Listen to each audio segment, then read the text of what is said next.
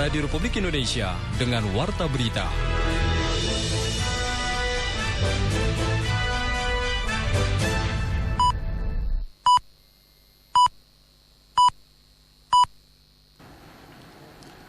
Tepat pukul 7 waktu Indonesia Barat.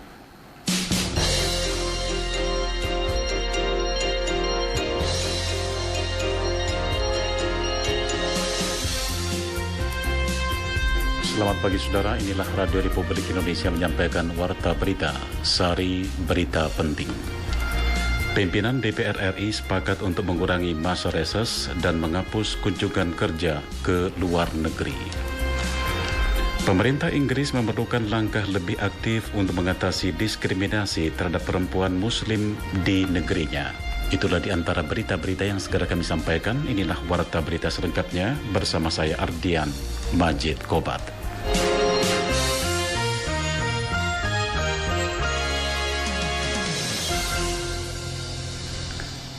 Saudara, pimpinan dan para ketua fraksi di DPR RI sepakat untuk mengurangi masa reses serta menghapus kunjungan kerja panitia khusus Pansus ke luar negeri.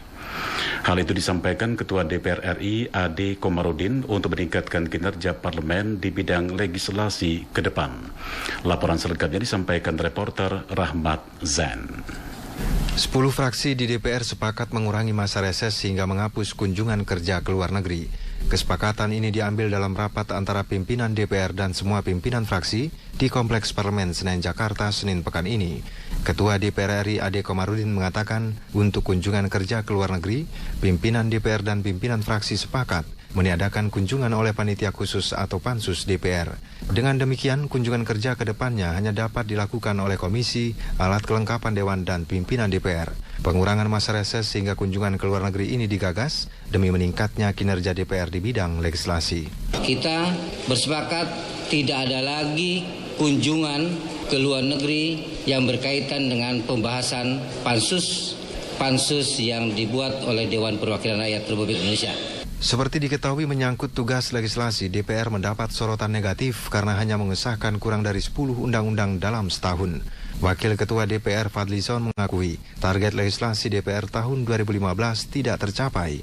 Menurutnya untuk mencapai target pengesahan undang-undang di tahun 2016, sinergi antara eksekutif dan legislatif harus ditingkatkan. Kapolri Jenderal Polisi Badrudin Haiti mengakui kepolisian sulit menangkap terduga teroris Bahrun Naim yang diduga menjadi dalang serangan teror di sekitar Jalan MH Tamrin, Jakarta pekan lalu. Menurut Kapolri, berdasarkan informasi, Bahrun Naim saat ini berada di Suriah dan bergabung dengan kelompok ISIS. Karena itu akan sangat sulit menangkap Bahrun Naim karena otoritas Suriah juga kesulitan menangani ISIS di bawah pimpinan Abu Bakar al-Baghdadi. Wali Kota Cirebon Nasruddin Aziz mengajak seluruh tokoh lintas agama untuk bersatu dalam bingkai kebinekaan untuk melawan terorisme dan berbagai paham radikal. Laporan mengenai hal itu disampaikan reporter Aji Satria.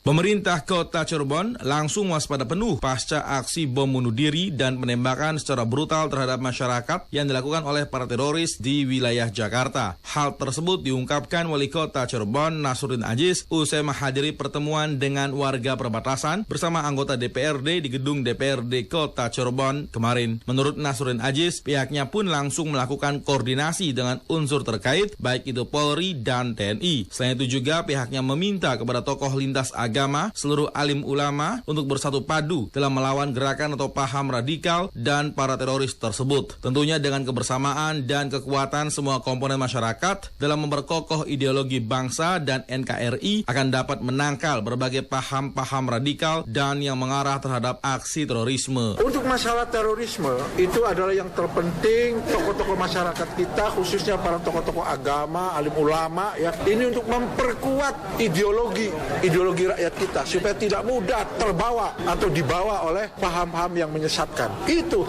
Jadi upaya pemerintah kota ke depan ya adalah bagaimana melibatkan unsur-unsur kiai, ulama, tokoh-tokoh masyarakat untuk kemudian memberikan penguatan akidah, penguatan ideologi supaya tidak mudah terbawa oleh agama-agama atau aliran-aliran yang menyesatkan. Kan seperti itu. Lebih lanjut, Nasruddin Ajis pun berharap besar koordinasi dan peran serta yang aktif dari seluruh kalangan masyarakat di wilayah kota Cirebon untuk bisa mewaspadai berbagai gerakan, organisasi ataupun perkumpulan yang mencurigakan yang mengarah kepada paham-paham radikal dan tindakan terorisme agar secepatnya melapor kepada pihak yang berwajib untuk segera ditindaklanjuti dengan cepat.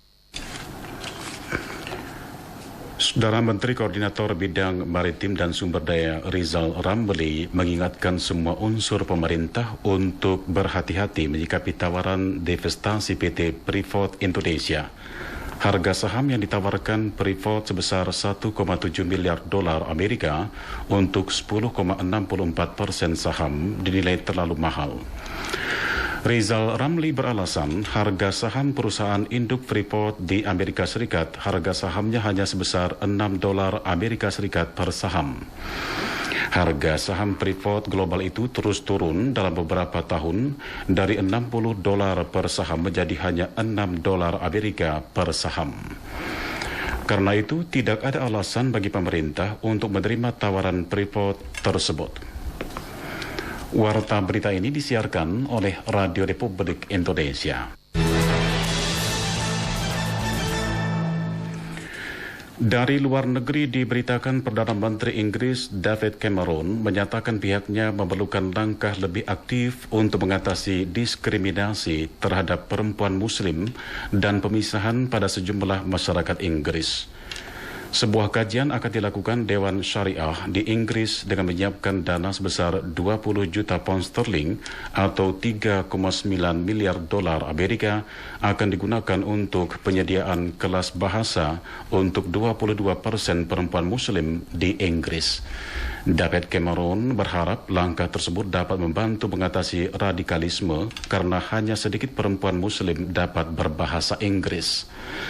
Sementara itu, sebagian warga Muslim Inggris mempertanyakan hubungan bahasa dengan ekstremisme.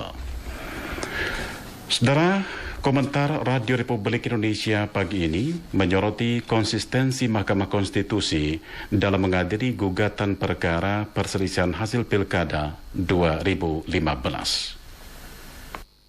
Mahkamah Konstitusi MK sejak kemarin mulai menyidangkan gugatan perkara perselisihan hasil pemilihan kepala daerah tahun 2015. Yang mengejutkan, dari 40 perkara yang disidangkan, Mahkamah Konstitusi memutuskan menolak 35 gugatan yang diajukan, sedang 5 perkara lainnya sudah dicabut terlebih dahulu oleh pemohon masing-masing. Alasan penolakan sebagian besar yakni 34 perkara karena syarat batas waktu atau masa tenggang pengajuan perkara melebihi ketentuan 3 kali 24 jam. Sedang 1 perkara lainnya ditolak karena yang mengajukan dinilai tidak memiliki legal standing.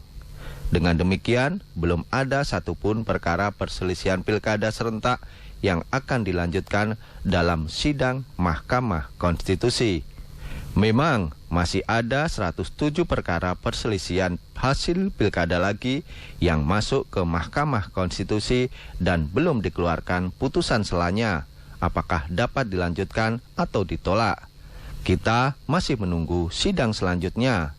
Namun langkah Mahkamah Konstitusi untuk menolak 35 perkara pada sidang pertama pembacaan putusan sela kemarin merupakan langkah berani dan konsisten. Meski sejumlah penggugat beralasan keterlambatan pengajuan perkara karena mundurnya penetapan yang dilakukan oleh KPUD. Konsistensi merupakan unsur utama yang harus ada dalam sebuah proses peradilan. Biasanya satu proses peradilan akan memunculkan masalah baru ketika konsistensi tersebut diabaikan.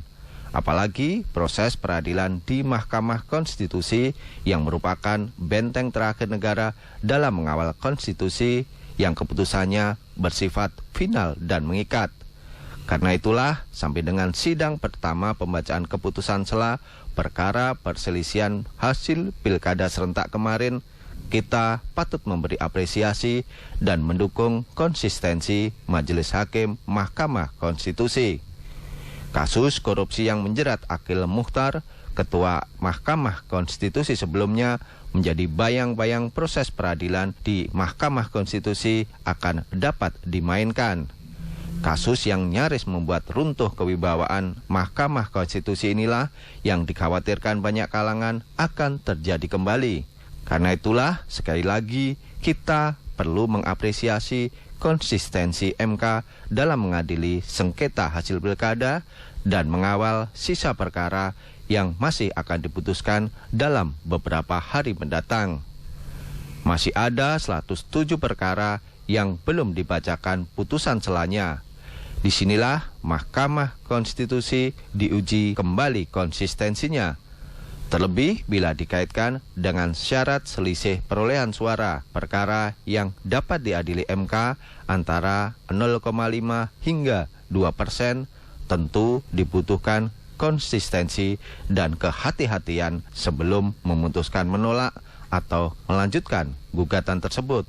Tidak menutup kemungkinan istilah pelanggaran terstruktur, sistematis, dan masif akan banyak dimunculkan untuk membuka peluang pihak-pihak yang berkepentingan mempengaruhi putusan-putusan MK.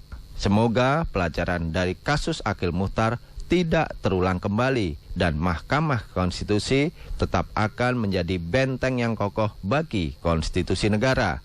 Demikian komentar, selamat pagi. Saudara, komentar tadi disampaikan Danang Prabowo. Sekian Warta Berita Produksi Radio Republik Indonesia.